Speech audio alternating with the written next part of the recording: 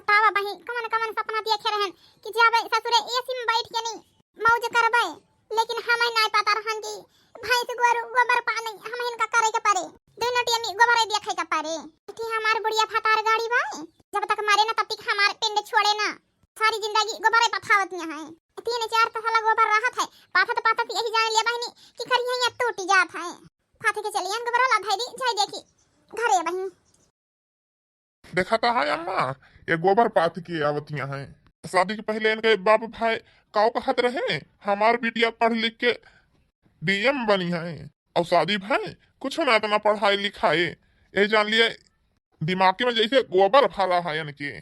हां बेटा सही कहा था, हमारे में सब जीवन तो हर बेकार कर दे हैं। हां काहे ना गोबर तो भारी उठा है दिमाग में हमारे, काहे कि रोज जन संझवा से बेरवा गोबर यहां बहुआवत यहां ना, गोबर ना भरे तो का भरे। अहे अम्मा शुक्र मनावा कि हम एसपी दरवा का कुछ भयन ना है, अगर बन गए हुए इतना जो ना हम मराई की आवत ही ना ई कमवा तुम आई बेटा जाके पटकते आ ऐस करते ना कि पिछवाड़े कहीं तो हर दो जने का लागत है जेरा निकल जाता है।